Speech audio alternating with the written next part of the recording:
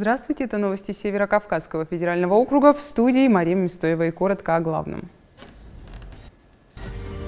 В Ингушетии на новый уровень вышли все сферы жизнедеятельности. Что сделано в регионе за последние годы, смотрите в выпуске. В Карачаево-Черкесии прошла школа безопасности. Республиканские соревнования среди школьников прошли в столице региона. В Грозном прошла конференция «Инновационные технологии в клинической онкологии».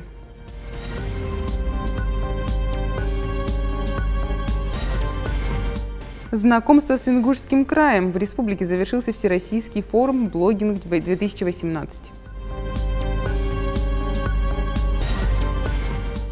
В Дагестане к чемпионату Европы разработали новые маршруты. Туристам покажут достопримечательности региона.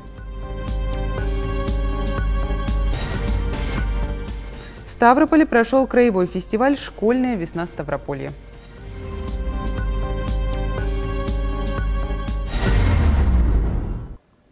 Для улучшения социально-экономических показателей в Ингушетии проводится колоссальная работа. На новый уровень вышли все сферы жизнедеятельности: здравоохранение, образование, культура, спорт, сельское хозяйство, туризм.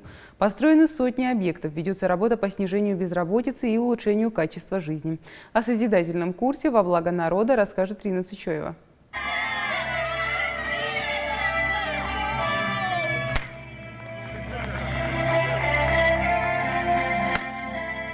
И снова школа, и снова открытие. За последние годы в регионе настоящий строительный бум. И все благодаря помощи федерального центра. В республике удалось на 27% снизить двухсменку и полностью ликвидировать трехсменный график обучения. Так, в 2017 году в регионе завершено строительство 7 дошкольных и 9 общеобразовательных учреждений. И очень прекрасно, что за этот короткий промежуток времени здесь, в городе Карабулаке, появилась новая школа.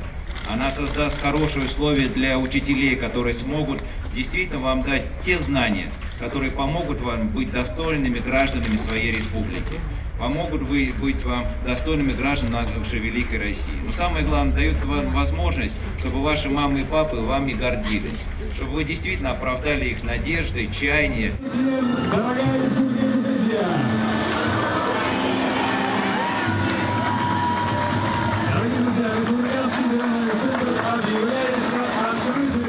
Впрочем, уверенными темпами развивается и самая важная отрасль здравоохранения, благодаря в том числе введенным в эксплуатацию новым объектам. В июне прошлого года в Ингушетии открылся перинатальный центр. Здесь функционирует отделение реанимации и интенсивной терапии новорожденных. Центр оснащен современными высокочастотными аппаратами, которых в республике до этого не было. С момента запуска ингушские медики сумели снизить младенческую смертность почти в 2 раза. Благодаря новому центру удалось оказать трехуровневую медицинскую помощь. Я вижу колоссальные изменения в лучшую сторону. Если 4 года назад мы говорили с Юнусбеком Бамангиреевичем о том, сможем ли мы выстроить систему трехуровневую, мы говорили, давайте ставим перед собой задачу сделать 1-й и 2-й уровень. А мы выстроили 3-уровневую. И уже сейчас Ингушетия имеет свои собственные высокотехнологичные центры. Я хочу сказать сегодня огромный, просто низкий поклон и огромное спасибо от всего нашего народа вам, великий, за вот такой подарок нам. Сектор экономики – это отдельная ступень развития нашего региона. Так Лев Кузнецов и Юнусбек Кевкуров открыли сразу несколько предприятий. В присутствии высоких гостей состоялась торжественная церемония открытия второй очереди завода по изготовлению алюминиевых профилей РИАК. Предприятие располагается в промзоне Али-Юрта. Также открылся и в этом году завод по производству сухих строительных смесей в Карабулаке. Вот в эксплуатацию этих объектов обеспечил жителям республики 250 рабочих мест.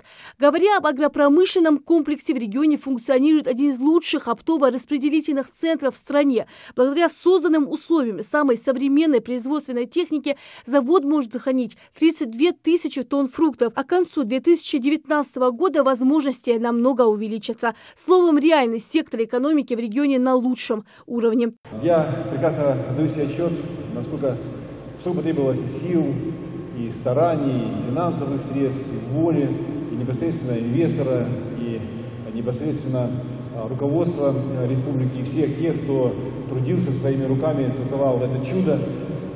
Это будет во многом украшение вашей республики. Это будет украшением нашей страны. Еще одно динамично развивающееся направление – туризм. Ингушетии удалось запустить горнолыжную трассу после уже исторических в Карачаево-Черкесии и Кабардино-Балкарии. Благодаря курсу мира и созидания за последние годы регион стал передовым во многих направлениях. И на этом останавливаться мы не собираемся. Дальше новые высоты, которые мудрый народ, заслуживший свое настоящее, обязательно покорит.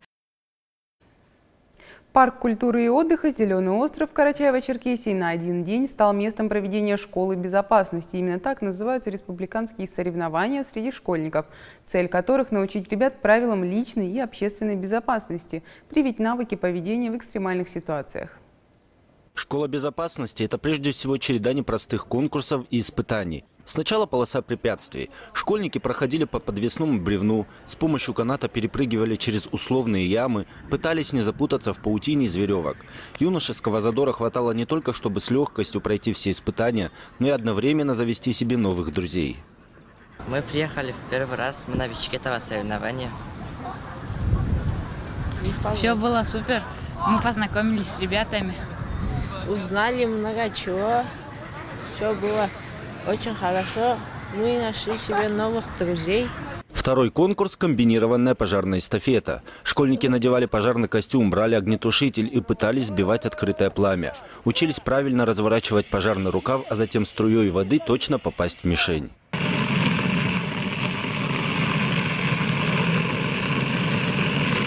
С водой связано и следующее испытание, участники которого должны были на лодке догрести до условного утопающего, роль которого выполнял манекен, ловко бросить ему спасательный круг, вытащить из воды и правильно транспортировать на берег.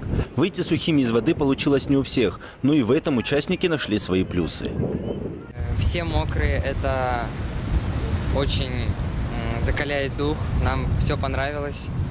Скорее всего, на этой территории мы победили, потому что у нас лучшее время.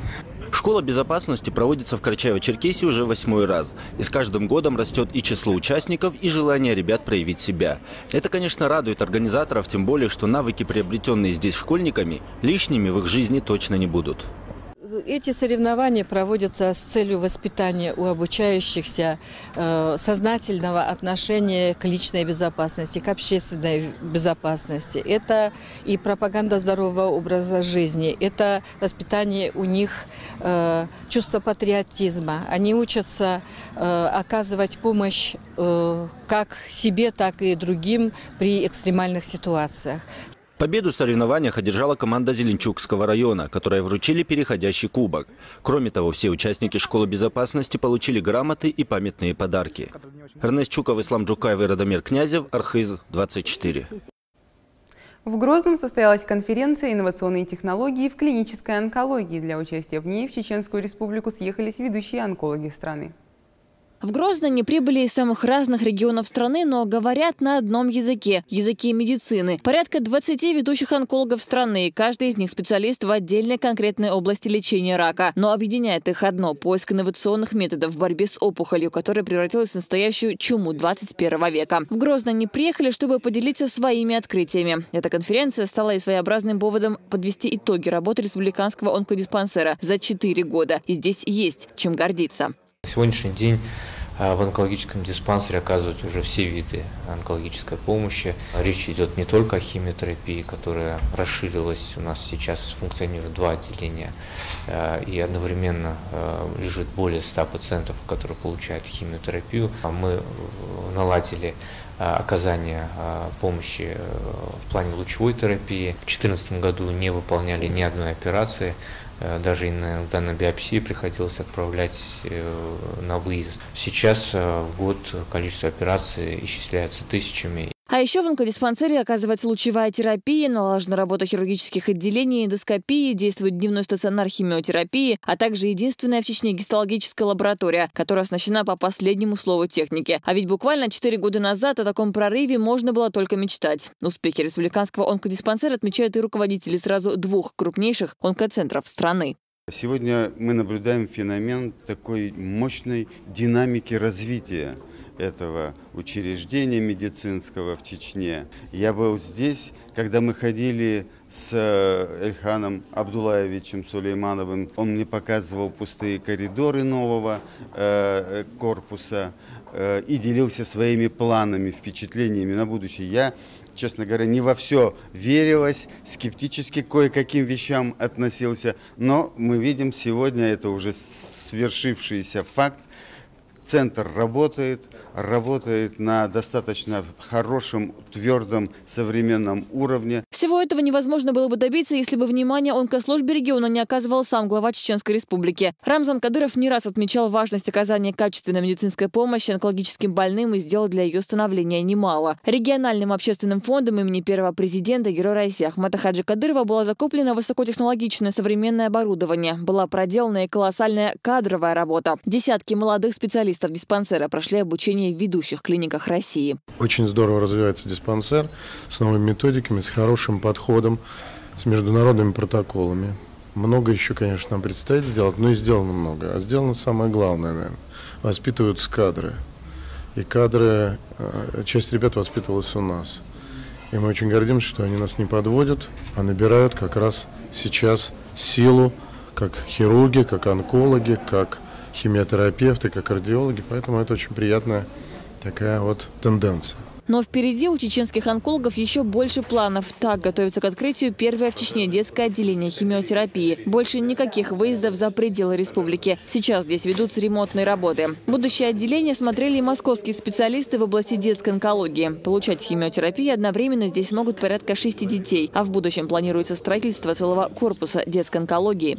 И меня радует тот факт, что в республике начинает развиваться детская онкология тоже. А в этом есть большая поддержка руководителя республики и руководителя медицинской службы. Они направлены, заточены на то, чтобы это детское направление развивалось адекватно и достаточно времени и внимания уделяет этому направлению. И это очень отрадно. Не только материально-техническая база сегодня позволяет это делать в Чеченской Республике, в онкологическом диспансере, но уже подготовлены кадры, которые могут это реализовывать. Мы знаем этих людей в лицо. И эти люди не просто образованы в плане детской онкологии, но они еще и очень любят это направление. Они любят детей, и мы уверены абсолютно, что все будет в этом смысле получаться. Значит, мы сейчас на этапе уже завершаем первый этап. Мобилизован желудок, практически сформирован из него трансплантат. В рамках конференции состоялись и мастер-классы. Ведущие онкологи страны провели целый ряд сложнейших операций с разъяснениями, наблюдать за которыми благодаря прямой трансляции могли чеченские специалисты. Конференция продлится всего 1 день, но уже сейчас понятно, она станет серьезным толчком для развития онкослужбы Чечни, чтобы в следующий раз продемонстрировать научному сообществу еще больше покоренных высот. Седа Сапарова, Мансур Саев и Тимур Хайдаров. Новости. Танцоры из 20 городов Юга России приехали в Кочубеевский район Ставрополя, чтобы доказать, что именно они достойны звания лучшего исполнителя уличного танца. Чемпионат длился 12 часов. В нем приняли участие 200 танцоров из 20 городов страны. Сначала теория, после практика. Мастер-класс участникам чемпионата «Юнифест» дает главный судья соревнований, 5-кратный чемпион Беларуси Дмитрий Зинкевич. Здесь, в мире брейкданса, его больше знают под именем Би-бой Свифт. Это первый в моей жизни мастер-класс, на котором побывало столько количества людей. Это очень большой плюс, я очень рад, и мне было приятно проводить этот мастер-класс. Меня хорошо встретили, очень так по-домашнему, все приятно. Ну, я рад, я очень рад, несмотря на мое вот это вот самочувствие приболевшего решителя судьбы. Вот, мне очень нравится, и я смотрю на молодежь, и они двигаются в правильном направлении, очень приятно.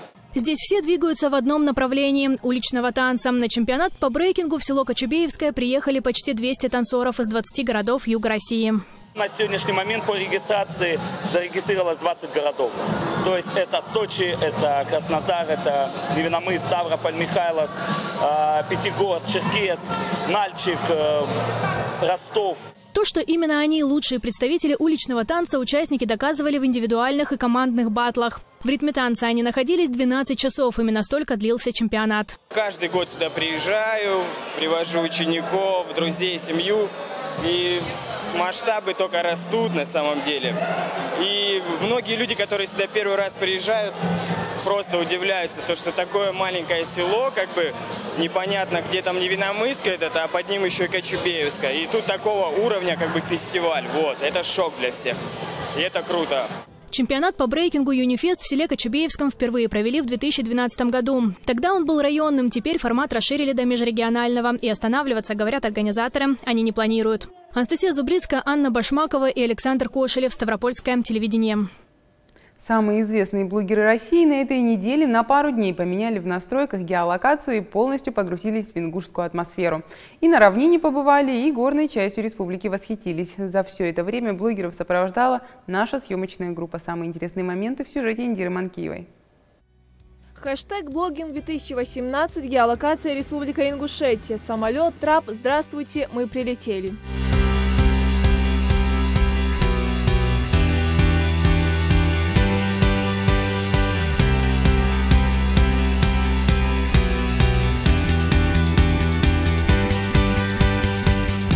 Знакомство с Ингушетией для известных блогеров со всей России начинается с одного из самых больших промышленных предприятий республики – сада-гиганта. Все желающие смогли попробовать на вкус. Ингушские яблоки не оставили равнодушным никого.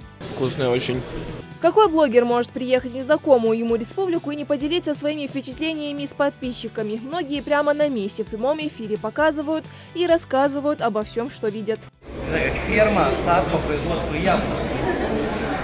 Интернет-журналистам доступно объясняют, как, где и при какой температуре хранятся яблоки, чтобы сохранить качество и вкус. Это сортировщик. Яблоки поступают с сада с той стороны и оттуда. Носят в холодильнике, вы сейчас увидите камеры. Оттуда приносят сюда, сортируется и вот отправляется в эту сторону. Понятие было логично. Хорошо? Ну и как чем кислород из воздуха? Весь кислород, 1% только остается, дышать нельзя. Мы останавливаем дыхание яблока полностью. Если мы не дышали, то сохранили. Понятно, да? Удаляем теряем, все время удаляем углекислый газ. А по мнению некоторых, наши яблоки вообще могут составить конкуренцию любым именитым брендам продуктов. Собираем знакомых, да? И мусор выбрасываем. Действительно, большой завод, огромное это поле. Холодильник, горы, воздух. Самые сочные, мощные. Покупайте в Москве в фудмаркете. Это лучше, чем бургеры у Тимати. Пам!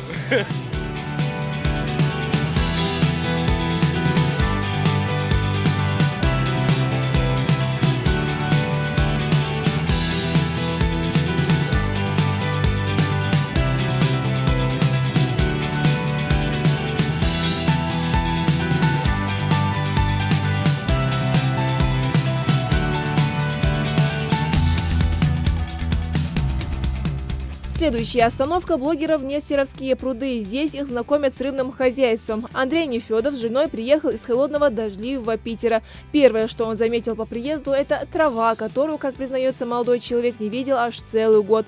Ну а блогерством, причем по нескольким направлениям, он занимается далеко не первый год.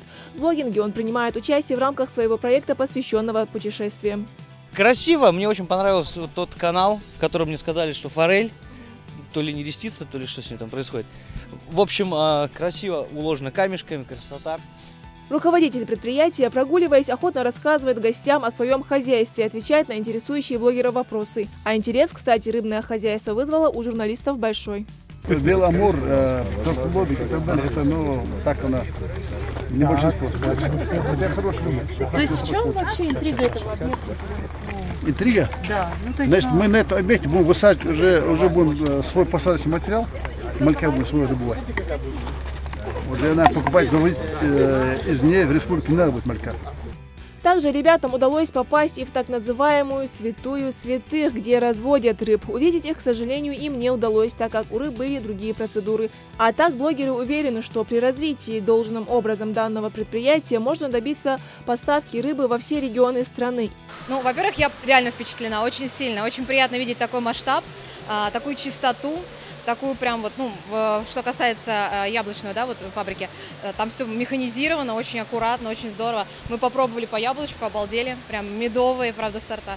Здорово, приятно, что вот у нас в стране все так делают. И что делают, и как делают. Здесь будет говорить самолет, личинка достали малька, сигаретки и так далее, так далее. Вот это все здесь можно наблюдать.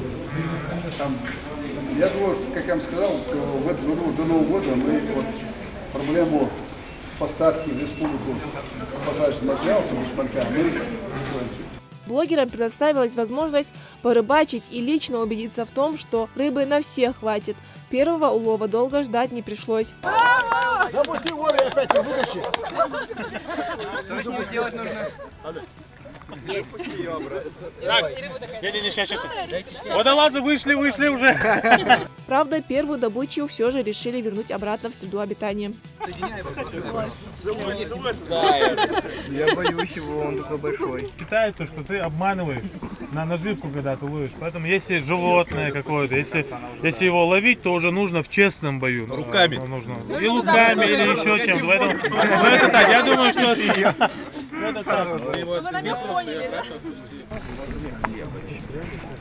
Все, плюс тебе в карму.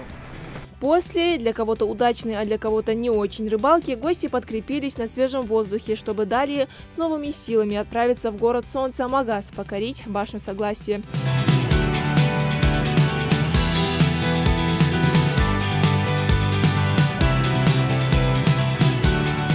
Приятно удивился, то, что город построен, вот, ну, все новое, все современное, современная инфраструктура. То есть все построено так, чтобы современный житель, он мог комфортно жить. То есть это в чем выражается? Ровные дороги хорошие, это велосипедные дорожки, это удобные остановки там, где можно в жару, в холод находиться в комфорте, да. Это велотакси. Не в каждом городе, даже в Москве не везде есть такое. То есть архитектура тоже интересна. Вот эта башня, где мы сейчас находимся. Интересные вот эти туристические объекты построили. Я думаю, что здесь я смотрю, еще город еще он вырастет, и в дальнейшем это, в принципе, интересный будет туристический объект. Очень нравится город, он очень чистый, очень красивый. Я вообще наполовину грузинка, и для меня вот такие вот виды, горы, мне очень приятно здесь находиться, на самом деле. Путешествие по равнине подошло к концу. Впереди блогеров ждут Ингушские горы.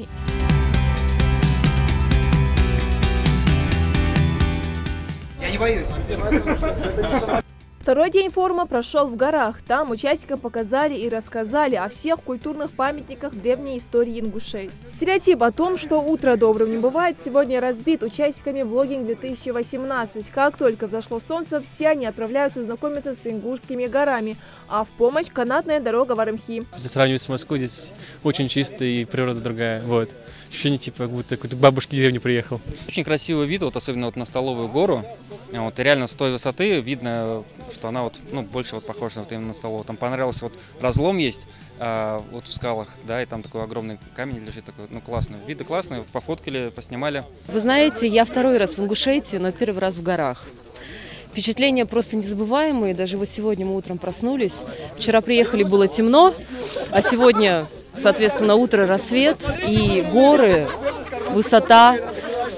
Ну, просто восторг переполняет. Тем более первый раз на канатной дороге прокатиться. Сегодня, в принципе, я впервые увидел именно ваши горы, потому что мы ночью ехали по этим горным серпантинам, и, слава богу, мы не видели, какие там резкие обрывы. Только сегодня утром все это узнали, насколько опасные участки мы преодолевали. Честно говоря, горы просто великолепные.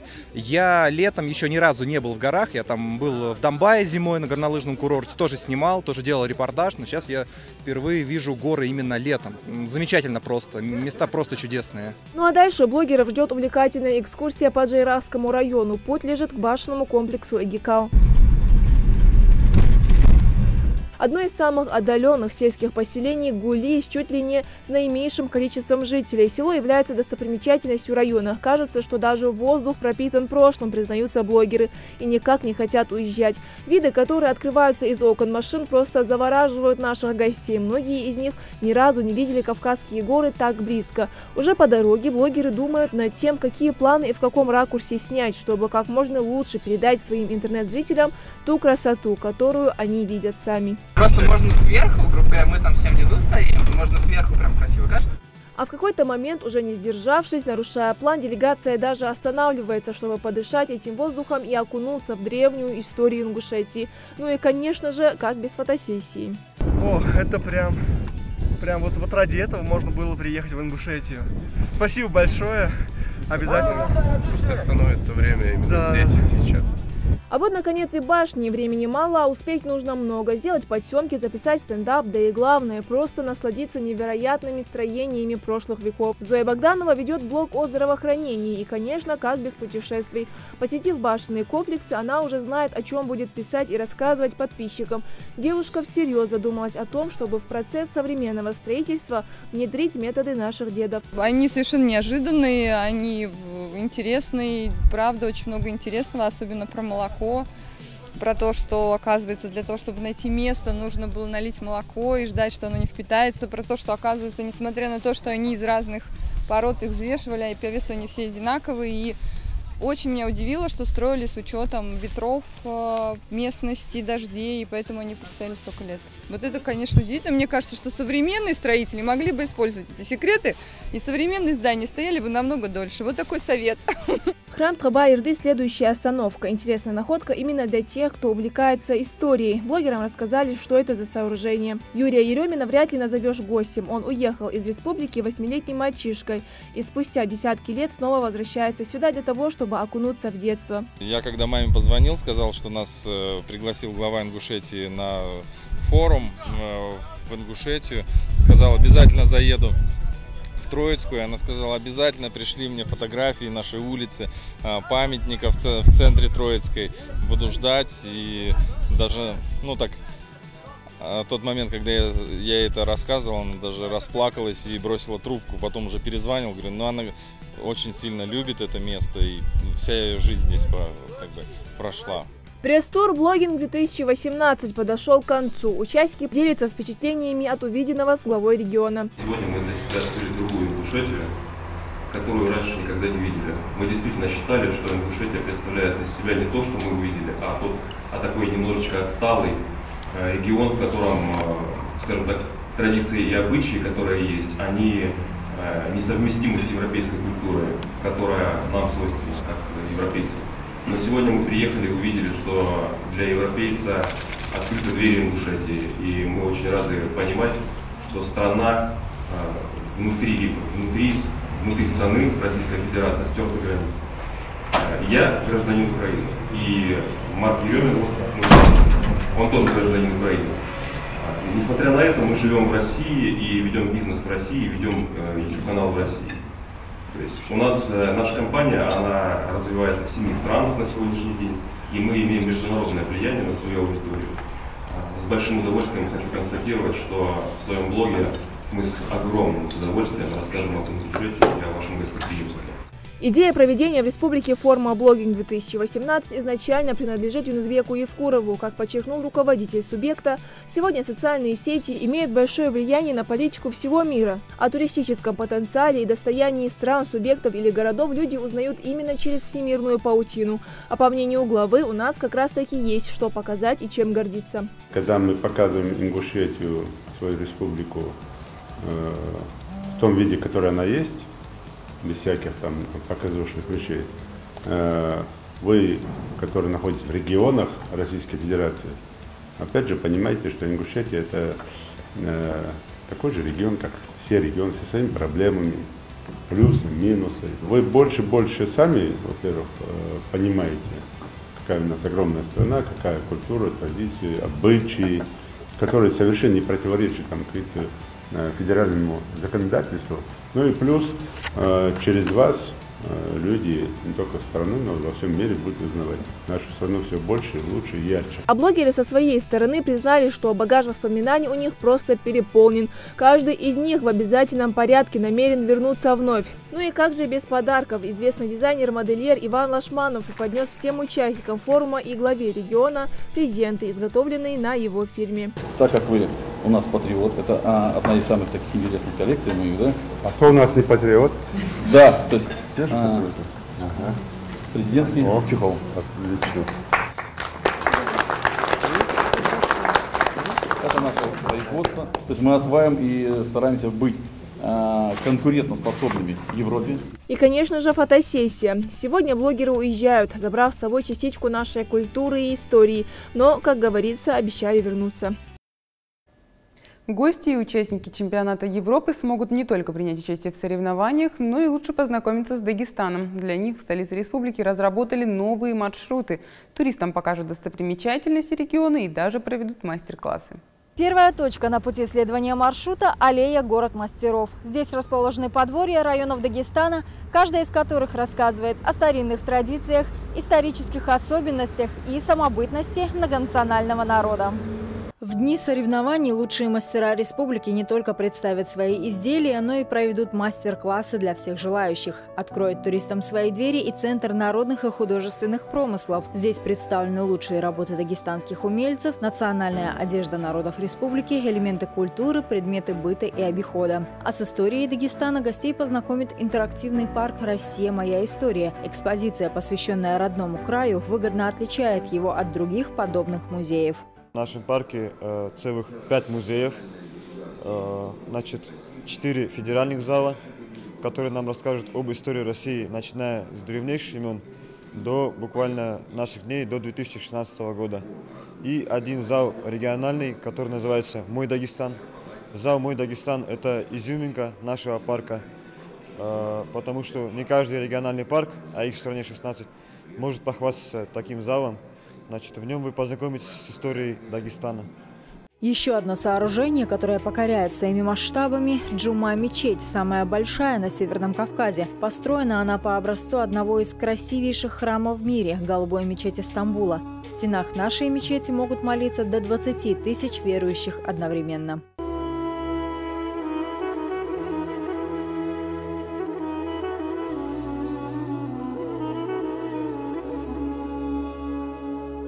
Дагестан славится не только своими мастерами, но и великими поэтами, которые воспели и прославили красоту родного края. Театр поэзии, который также откроет свои двери гостям республики, позволяет сегодня заявить о себе молодым талантам. До революции находилась библиотека в городе Порт-Петровске. В советское время это была библиотека имени Пушкина.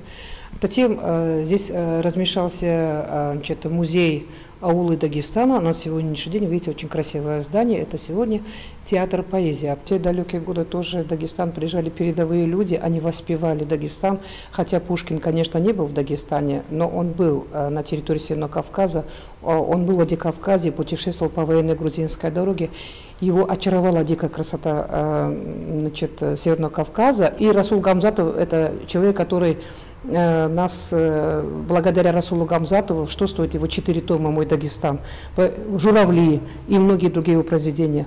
Он воспел Дагестан. Благодаря Расулу Гамзатову нас знает весь мир. Проспект Расула Гамзатова – это уголок творчества в столице. Здесь расположен уникальный театр, объединяющий в себе русский драматический, лакский и театр оперы и балета Дагестана. Отсюда гости направятся на излюбленное место отдыха махачкалинцев – городскую набережную. Эта улица раньше называлась Базарной. И вот где мы с вами сейчас стоим, находился маленький базарчик, где было очень много людей. Одни продавали дрова, одни кричали, другие кричали су-су, одни кричали рыба, и вот это многоголосие, это шум. А на набережной мы с вами видим на постаменте, на мраморном постаменте бюст горцу, папахи, на плечи накинута дагестанская бурка. Это наш Сулейман Стальский. Автор Оскар Сарыджа. Пожалуй, одним из самых значимых объектов в городе является памятник известному революционеру Магомед Али Дахадаеву, или Махачу, как его чаще называют в народе. Столица Дагестана носит его имя и переводится как «крепость Махача». Его жизнь вобрала в себя яркие события начала бурного 20 века. Все, кто к нам приезжает поездом, с перрона поднимаются на нашу привокзальную площадь, где мы с вами сегодня стоим. Украшением этой площади является памятник. Памятник первому комиссару республики, левый социал-демократ Махач Тахадаев, который в 1918 году был убит, а ровно через 3 года наши города переименуются. Наш город Порт-Петровск стал называться Махач-Кала. Махач – имя, Кала – крепость. Финальная точка маршрута – центр Махачкалы, площадь имени Ленина. Здесь расположены основные административные здания столицы и республики. Это только один из маршрутов, по которому проедут туристы. Какие достопримечательности они еще увидят, будет зависеть от места старта экскурсии. Кроме того, предусмотрен ряд экскурсий по природным и архитектурным памятникам республики.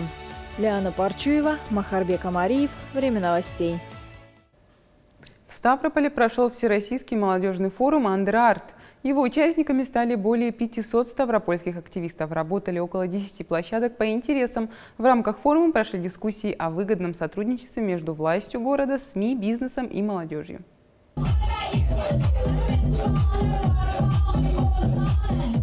На первый взгляд для развлечения, но на самом деле для приобщения к стрит-культуре и искусству на Андер-Арте работали более 10 творческих площадок. Здесь прошли мастер-классы по хип-хопу, вогу, уличные художники рисовали граффити, обучали даже искусству писать красиво. Никита Мариев, или как его больше знают в узких кругах, Никитос Граффитос, провел ускоренный курс обучения каллиграфии. Стилей множество, но на Андер-Арте решил показать готику. Готическая каллиграфия состоит из обыкновенных палочек, то есть она делается таким образом, то есть перо вначале прикладывается к бумаге под углом 45 градусов и ведется немножко наискосок. Далее оно ведется вниз и опять наискосок. Это самый стандартный элемент, который существует в готической каллиграфии.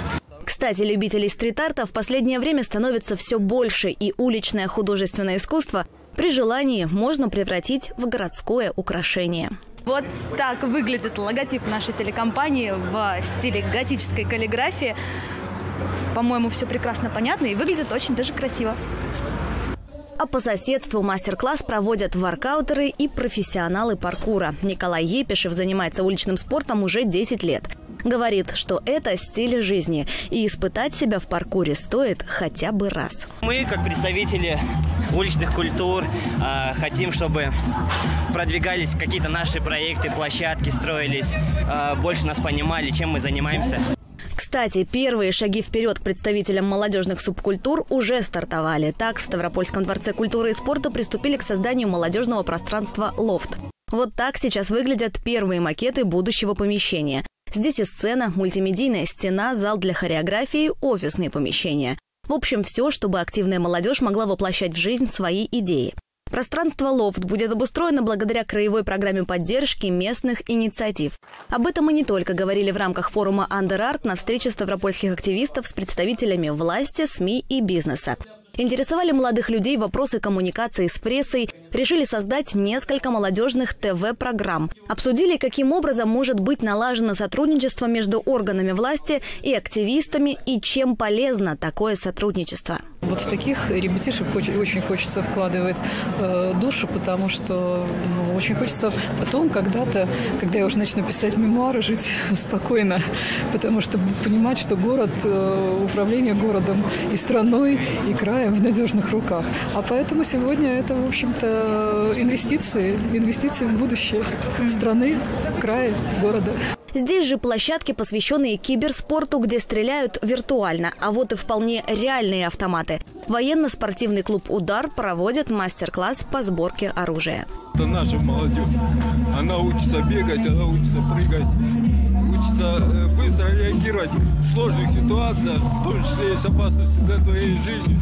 Во-вторых, люди должны знать не только музыку, игры, но и быть готовы к опасности. В Андер-Арте приняли участие более 500 человек. На площадках нашли себе занятия по душе все гости, независимо от возраста и увлечения. Я сегодня на площадке играл, а сейчас я сейчас буду танцевать, а потом уеду домой, как играть. Кстати, форум проходит в Ставрополе не впервые, но в этот раз удалось создать действительно открытый диалог с властью и принять решения, которые могут повлиять на будущее ставропольской молодежи. Мария Гнезделова, Андрей Яценко, Ставропольское телевидение. В Ингушетии прошел международный саммит молодых парламентариев МАГАС-2018. Это первый в СКФО молодежный саммит, представляющий собой социально-образовательный проект, направленный на повышение конкурентоспособности лидеров молодежных структур иностранных государств и регионов России. Подробнее в сюжете Амины Боковой.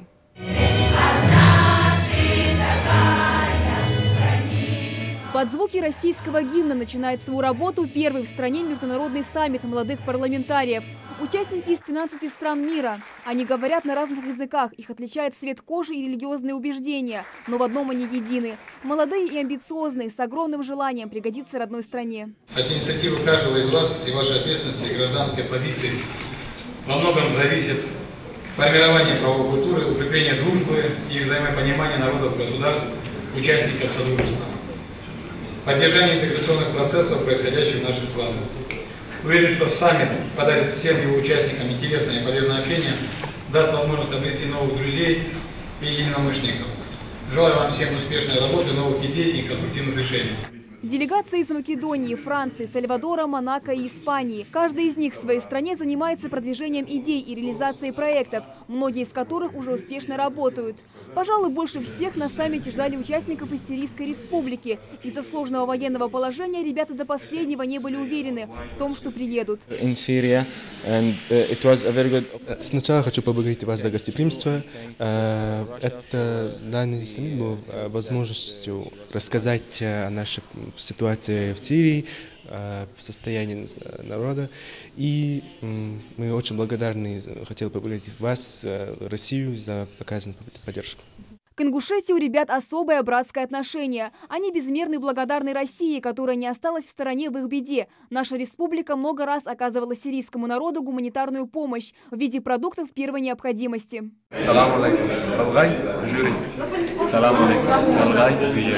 Главная цель саммита молодых парламентариев МАГАС-2018 – это эффективное развитие молодежного парламентского движения как инновационного направления молодежной политики. Это хорошая возможность для получения знаний и обмена опытом политически подкованной молодежи. После официального открытия участники перешли к деловой части. Мастер-класс для юных политиков провел руководитель программы «Школа политических лидеров», директор экспертно-аналитического центра РАНХИКС и член ряда экспертных советов Комитета Государственной Думы России Николай Калмыков.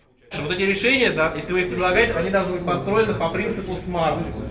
То есть вы ставите конкретную, достижимую, понятную цель, предлагая конкретные решения для ее достижения.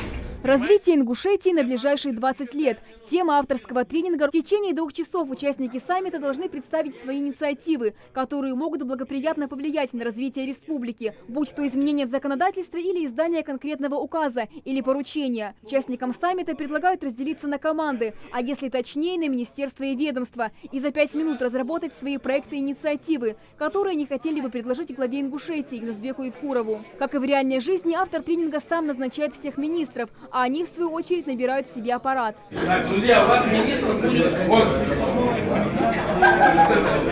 Друзья, а у вас министр, знаете, кто будет? Девушка.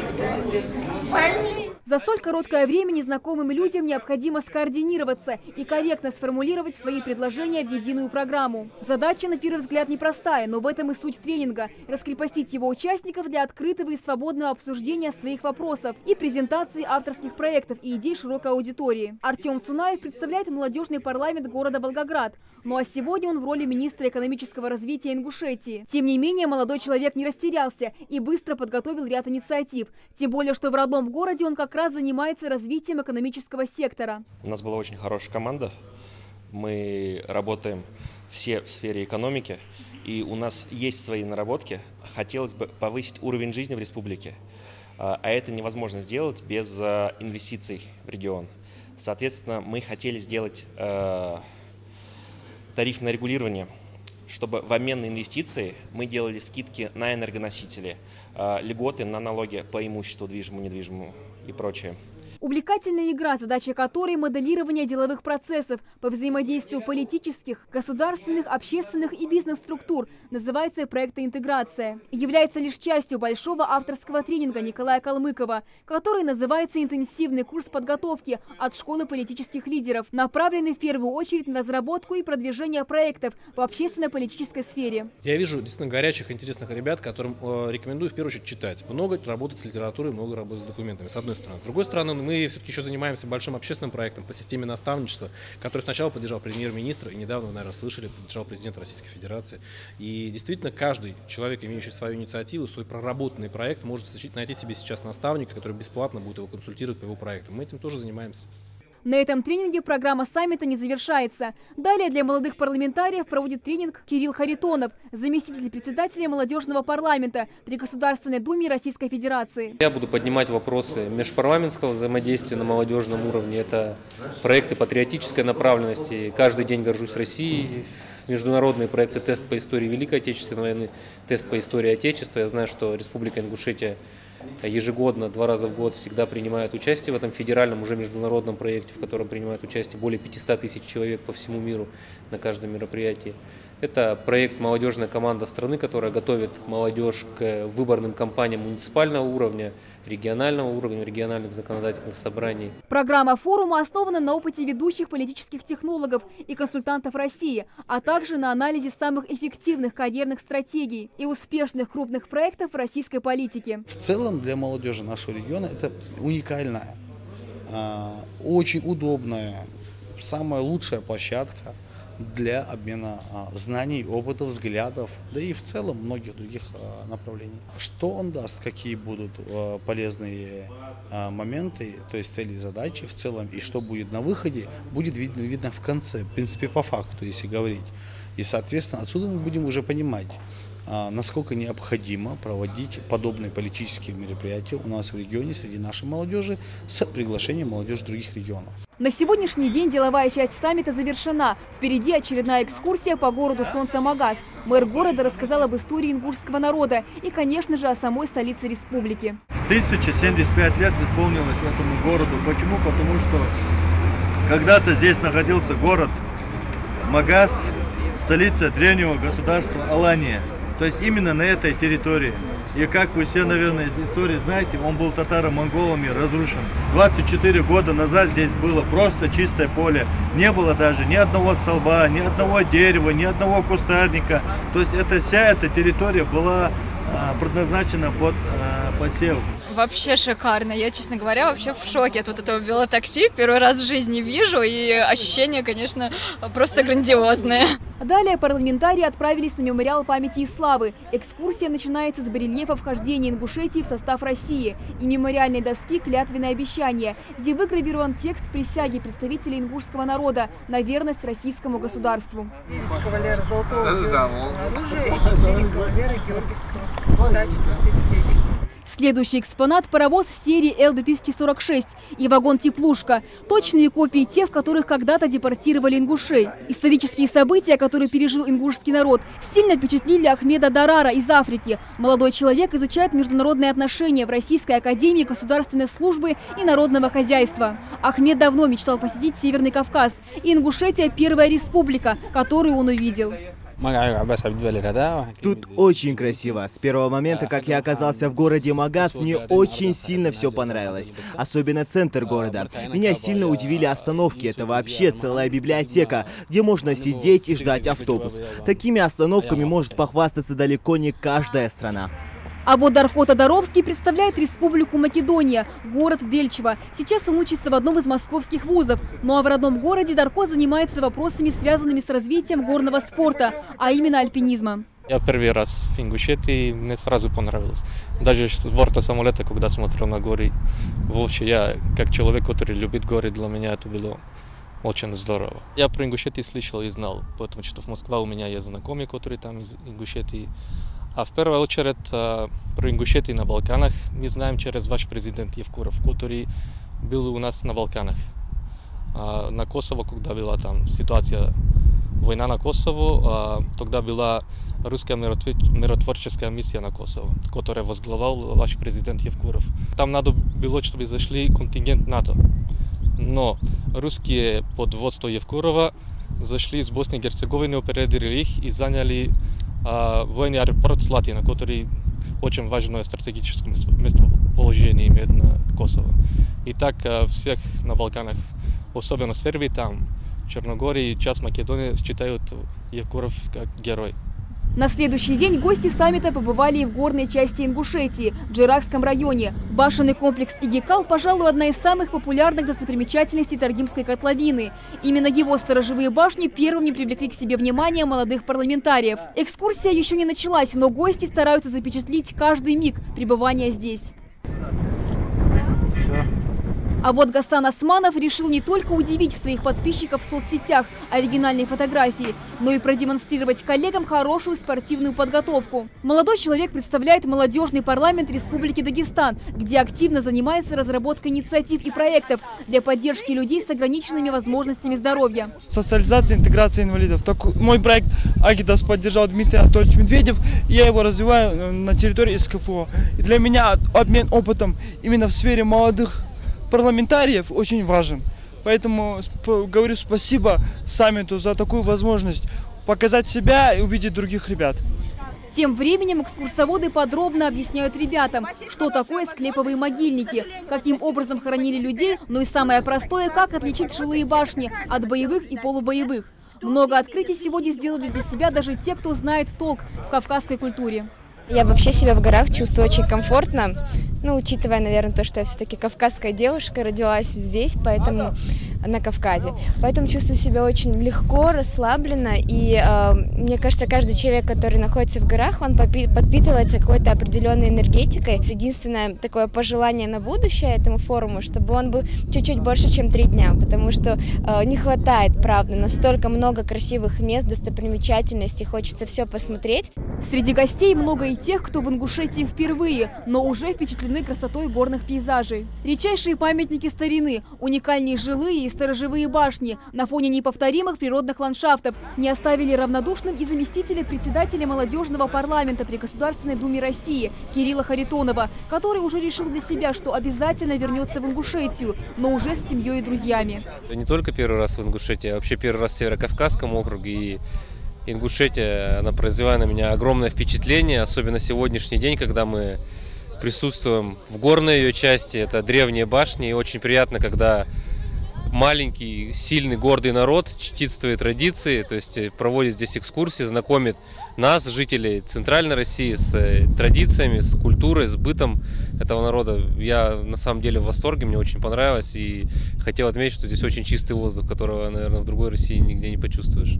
Уже после экскурсии в горной местности участники саммита встретились с главой Ингушетии Юнусбеком Евкуровым. Также молодым парламентариям предоставилась возможность поделиться с главой Ингушетии своими впечатлениями, задать интересующие вопросы, а также озвучить идеи касаемо самого форума. Спасибо большое, что вы мне и ребятам из вашей республики подарили столько друзей из всего мира.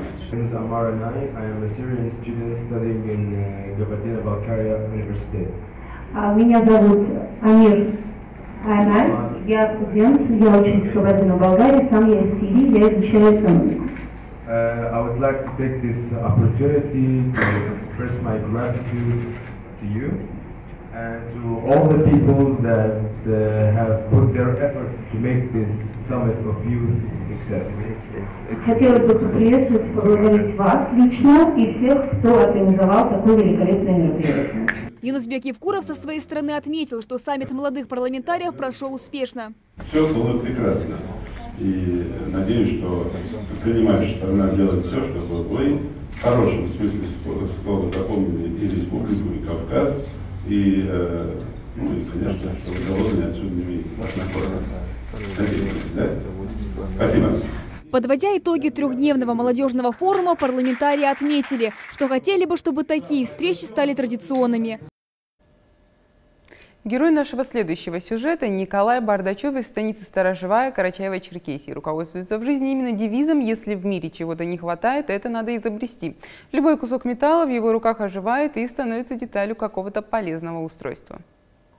Нашу съемочную группу Николай Григорьевич в гости не ждал. И, подъехав к дому ветерана, мы застали его за посадкой картофеля. И это в его-то 93 года. Но ради нас Аксакал на время оставил огород и с удовольствием рассказал, как в столь почтенном возрасте быть таким физически крепким.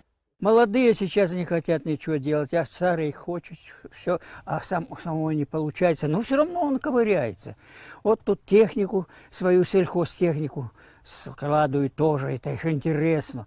У меня ж на электричество эти все двигатели крутят, вертят, и они сами обрабатывали мне, полоски писали, он все. Ну, короче говоря, я этим живу. Про таких говорят, у него золотые руки. Но золотые у Николая Григорьевича не только руки, но и голова. В домашних условиях, из подручных средств, ветеран собрал своими силами мотоблок, который может выполнять практически любые виды сельхозработ. Полоть, рыхлить, окучивать. Через этот конденсатор одна фаза идет, а те две так идут. Нуль и фаза сюда. И получается 3 фазы. Вот он, мягкое соединение, он соединяется на этот самый редуктор, а с редуктора вот идет сюда. А здесь уже вот как раз у меня включается она, выключается, и она, значит, работает.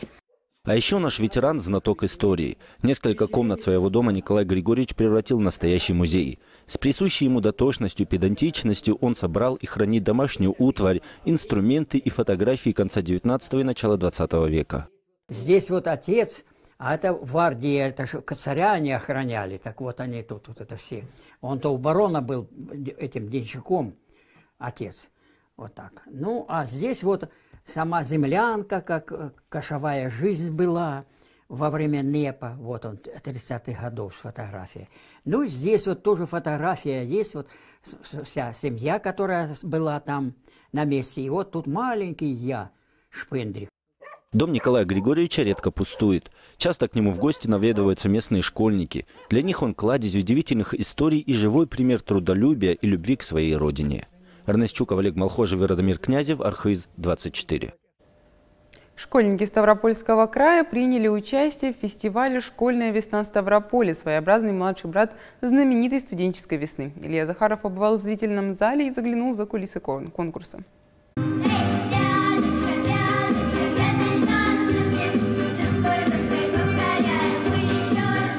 Веснушки. Так ласково называют сами организаторы фестиваль «Школьная весна Ставрополья». В этом году уже в 7-й раз самые талантливые школьники региона собрались в столице края. Каждый из них уже прошел отбор в своем городе или районе. Теперь нужно проявить себя на краевой сцене. Номинаций всего 4. Музыка, хореография, театральное направление и оригинальный жанр. Хотя победа в конкурсе не единственная цель участников. А самым главным здесь является то, что это площадка также для общения, где коллективы могут посмотреть друг на друга, где руководители могут обменяться опытом работы и где мы можем дать какие-то полезные уроки, мастер-классы от ведущих специалистов в тех или иных областях по уровню Ставропольской области.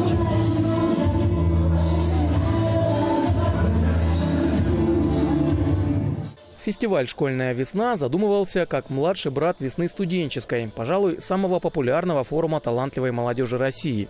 Первый конкурс для школьников прошел в далеком 2007-м по инициативе Михайловского союза молодежи. Дмитрий Донецкий стоял у истоков фестиваля, несколько лет входил в состав жюри, теперь же приглашен в качестве почетного гостя. С удовольствием отмечает профессиональный рост участников. Ребята готовятся к фестивалю, они его ждут, они понимают, что в следующем году будет что-то подобное и начинают готовиться к фестивалю после его завершения. То есть есть такой уровень системной подготовки, который способствует развитию именно таланта. А когда они еще понимают, что есть такое же мероприятие в ВУЗе или в СУЗе, куда они поступают, то это вдвойне как бы мотивирует их заниматься тем, что они делают.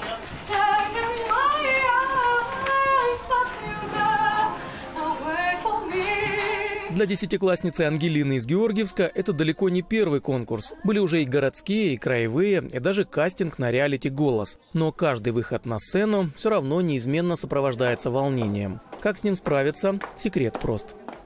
Разговариваю сама с собой, можно так сказать. Ну и пытаюсь себя как-то успокоить морально. Говорю себе, что все будет хорошо, что не нужно переживать не первый раз.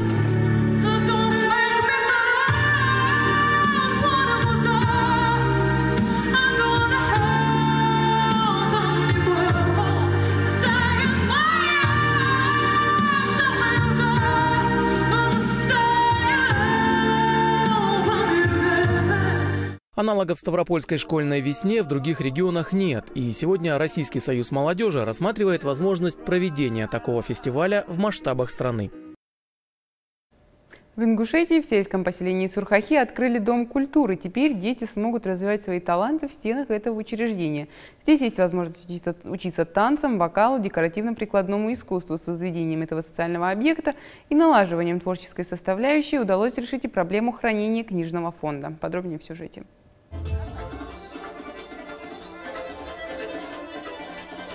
В сельском поселении Сурхахи сегодня настоящий праздник. На открытие долгожданного Дома культуры собрались и старейшины, и молодежь. Первое театральное выступление в новом концертном зале дали артисты творческой студии «Барт».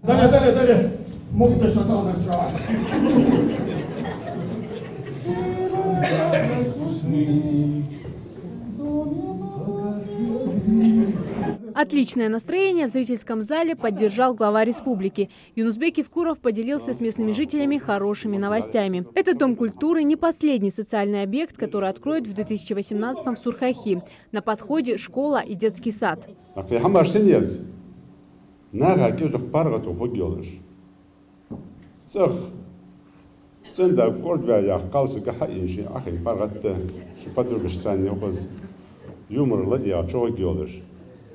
Масса тоже такое бывает. Шинокосля хавин ахин.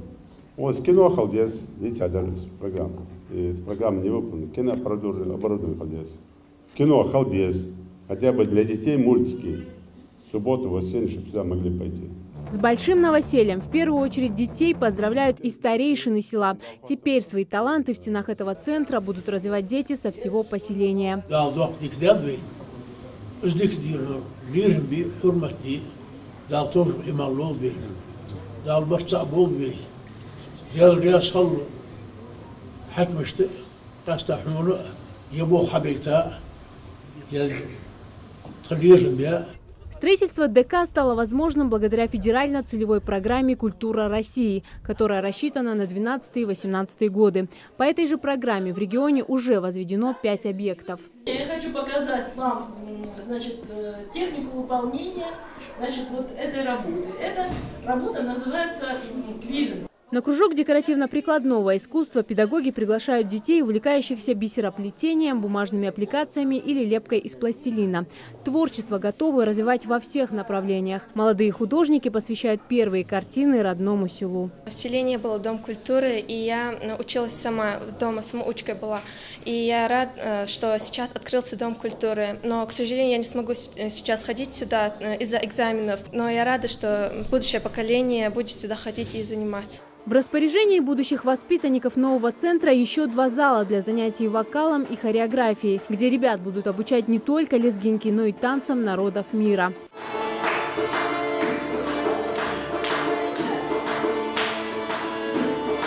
Открытие этого объекта решает сразу несколько проблем. Одна из них – отсутствие помещения для сельской библиотеки, которая раньше ютилась в старой школе. Нам выделили кабинет, очень просторный, очень чистый, аккуратный. А мы надеемся, что наши читатели тоже придут к нам. Уже многие уже ходят. Фонд у нас очень интересный. Есть краеведческая литература, очень интересная литература наших писателей. Проводить летние каникулы с пользой смогут сотни детей. Уже ведется запись ребят на все кружки. Это приведет к тому, что уровень культуры в области не только вокального жанра, но и во всех областях, в изобразительном искусстве, во всех, чтобы повыситься. Новый Дом культуры станет центром села. Здесь будут проходить как праздничные торжества, так и сходы граждан. Зарима Ивлоева, Хаваш Гойгов, Новости 24. Все большую популярность в Дагестане набирает пешеходный туризм, а если он еще и сопряжен с препятствиями, это становится вдвойне увлекательным для его участников. Так в Гиргибильском районе стартовали соревнования по пешеходному туризму. Соревнования по пешеходному туризму официально объявлены открытыми. Сюда, на эту площадку, неподалеку от села Магох Гиргибельского района, ребята приехали впервые. 12 команд со всей республики покажут, на что они способны. Учитывая, что впервые, конечно, это очень приятно, отрадно и двойная ответственность. Это тоже понимали мы. Я думаю, нам удалось все-таки подготовиться и провести это мероприятие на высочайшем уровне. Открытие соревнований – это не только официальная честь, но и зажигательные танцы, без которых не проходит ни одно торжественное мероприятие в Дагестане.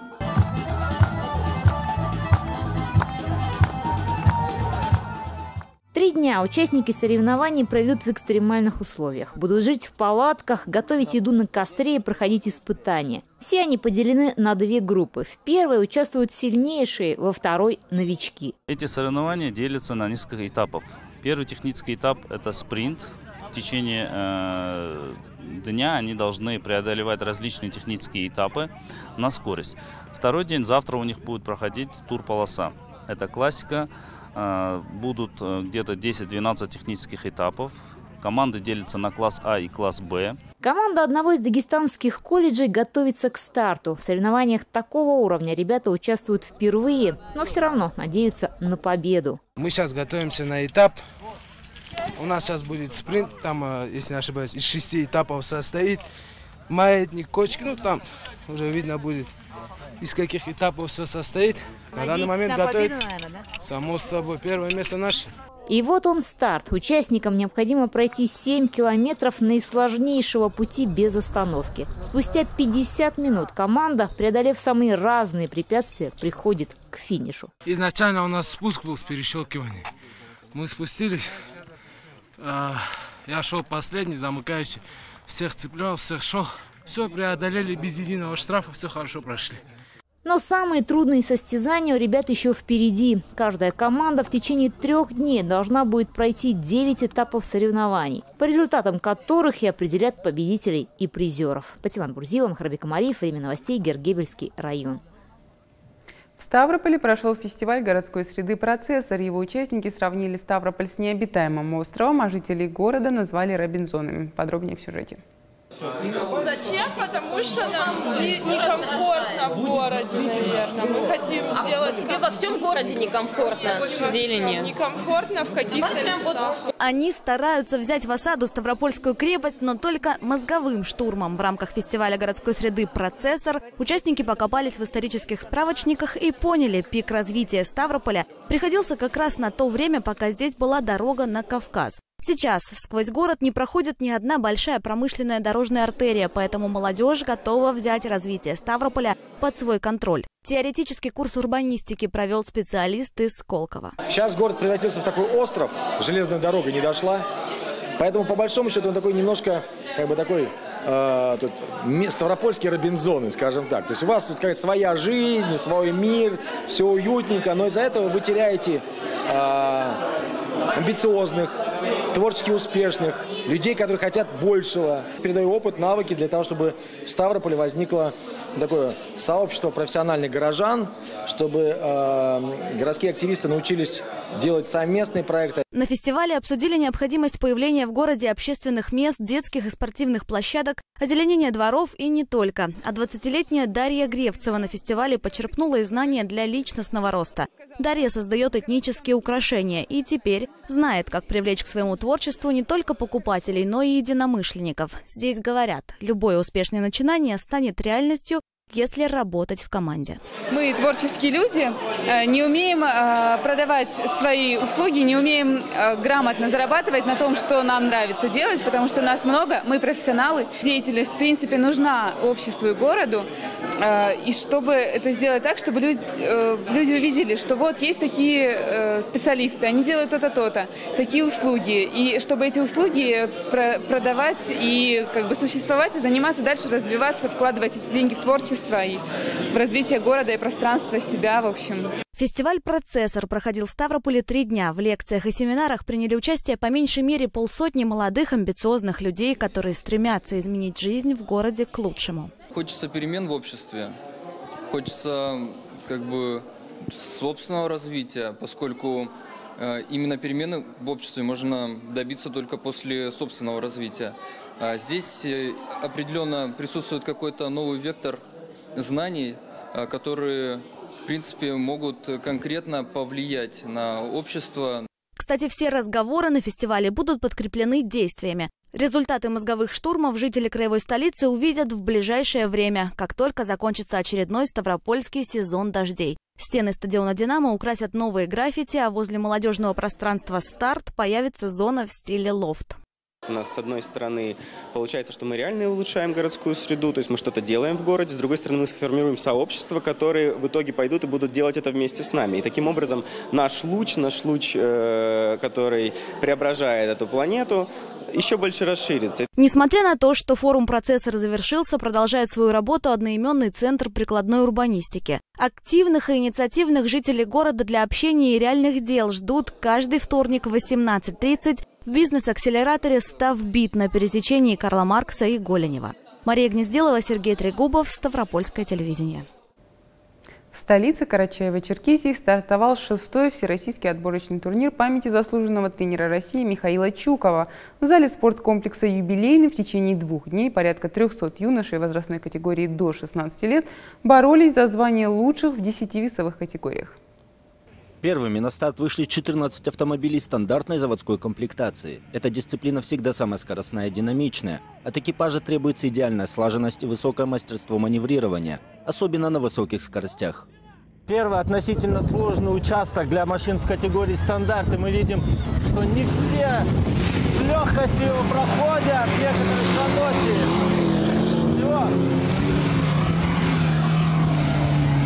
Всего по регламенту машинам нужно проехать 8 кругов, либо уложиться в 45-минутный отрезок. Если не уложатся, все, дисквалификация. Из 14 стартовавших до финиша смогли добраться лишь 10 автомобилей. Остальные столкнулись на трассе с техническими проблемами.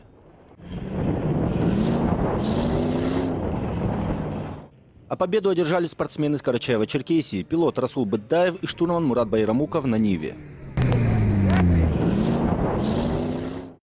Следом на трассу вышли автомобили в категориях «Спорт» и «Нива открытая». Трасса в этой дисциплине менее скоростная, но зато более сложная. И разрешено пользоваться лебедками.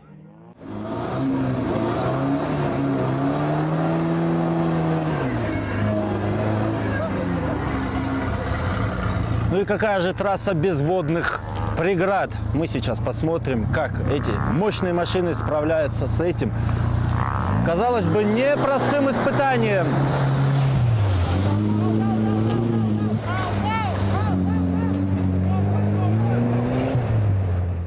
В классе «Спорт» лишь 2 автомобиля из 9 стартовавших смогли проехать все 5 кругов. Быстрее всех это сделали Сергей Амельченко и Александр Пономарев из Ростовской области. А в дисциплине «Нива открыта» со всеми сложностями трассы лучше всех справились Марат Апаев и Азамат Биджев из Карачаева-Черкесии.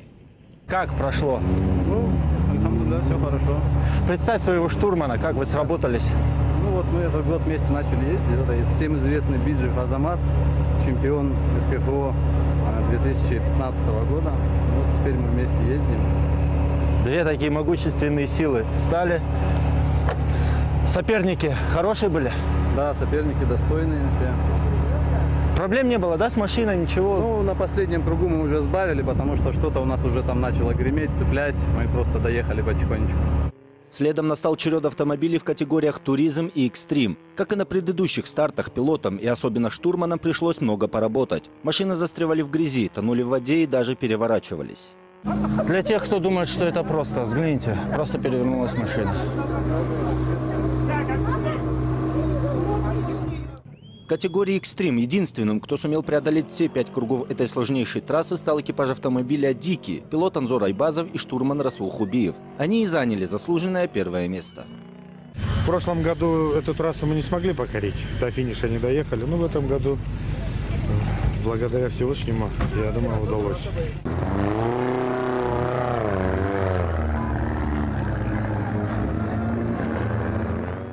Не просто пришлось спортсменам и в категории «Туризм». Скоростные участки трассы сменялись рвами и болотом. Особенно сложно было на водном участке. Не все автомобили смогли его преодолеть. Из 16 экипажей лишь 4 смогли проехать положенные 5 кругов. А лучшими здесь стали гости из Кабардино-Балкарии – Заур Чабдаров и Хажисмел Бетрозов на УАЗе.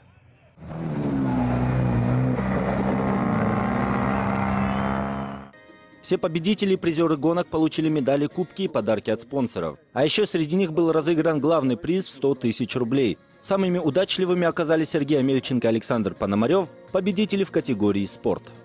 Организация очень на высоком уровне. Вот. Все было очень круто, очень достойно. Трасса была бомба. То есть мы были буквально вчера на соревнованиях, вот, и сегодня. Но очень все круто. Вот. Плюс то, что как бы выиграли, ну, естественно, несомненно. Общекомандное первое место на этом этапе заняли спортсмены из Кабардино-Балкарии. Им и достался командный кубок. А следующий этап ралли состоится в июне в Ставропольском крае. Эрнест Чуков, Роман Баюра, Архыз, 24. В Ставрополе прошел конкурс детских и молодежных средств массовой информации на 45-й параллели. Что волнует юные умы, чему они посвящают фильмы и какие проблемы поднимают в видеороликах, смотрите в сюжете. Здравствуйте, это я. Меня зовут Иннокентий Ли. Раньше я жил в станице Маринской, а в этом году поступил в Ставропольское президентское кадетское училище.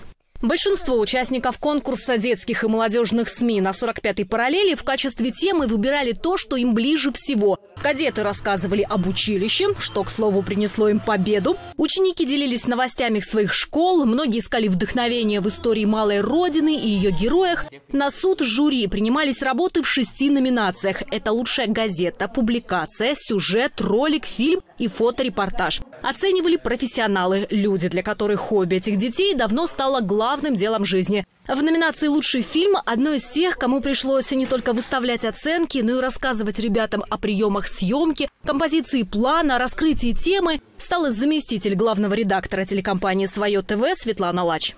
Самые важные социальные темы сегодня были раскрыты. Что действительно было интересно рассказано о том, что близко. Вот мне всегда обидно, да, что какие-то хорошие темы, да, про любимую школу вот не хватает, бывает, каких-то вот творческих идей рассказать. Сегодня про любимую школу интересно рассказывали ребята, да. Интересно рассказывали про своих дедушек и бабушек, героев, ветеранов. Вот эти самые главные социальные темы ребята подошли творчески и сумели раскрыть. И вот рассказать нам об этом важно, рассказать интересно. Из множества присланных со всего края работ Светлана и ее коллеги по номинации единогласно отдали первое место фильму Алексея Троицкого из Пятигорска «Казаки». Леша признался, что, несмотря на победу, съемки видео для него не больше, чем хобби. Из будущей профессии он еще не определился. Уверен, судили на конкурсе строго, но справедливо. Поругали, возможно, за то, что я пару раз использовал одни и те же кадры, потому что просто хронометраж слишком длинный, а кадров было достаточно мало, пришлось использовать по 2 раза. И в конце подзатянул чуть-чуть. Похвалили за музыку, похвалили за операторскую работу, за монтаж. Это вот прям самые сильные стороны, как я, в принципе, и рассчитывал. А вот Кате Рыжковой с видеоработами повезло меньше. В этих номинациях она не вошла в тройку лидеров, зато заняла первое место благодаря своей публикации. Критиковали на сюжете и видеоролики, в которых я тоже участвовала. Вот там, конечно, было к чему придраться, потому что я текстовик, и те работы, медиаработы, которые я отправляла, они, не такого уровня, как мои тексты. Для Вики Халявской конкурс стал настоящим медиапризнанием. Она подавала работы в 4 номинациях и во время награждения почти не сходила со сцены. Итог – 2 серебра и 1 золото за видеоролик. Это музыкальный видеоклип, поэтому все-таки рекомендую именно смотреть, поскольку сюжет клипа именно соответствует песне, на которую он снят. Это песня группы «Вельвет. Продавец кукол». Как говорили сами исполнители этой песни, она о том, что всегда есть люди, готовые воспользоваться нашими минутными слабостями, и о том, что этих людей всегда нужно уметь правильно вовремя видеть и противостоять им. Помимо основных подарков и дипломов, от телекомпании «Свое ТВ» мы отметили наиболее понравившихся нам участников отдельными призами. Они увидят свои сюжеты и фильмы в эфире телеканала, а также попробуют себя в качестве настоящих журналистов в наших редакциях. Анна Поляруш, Андрей Яценко, Ставропольское телевидение. На этом у меня все. Всего доброго, до свидания.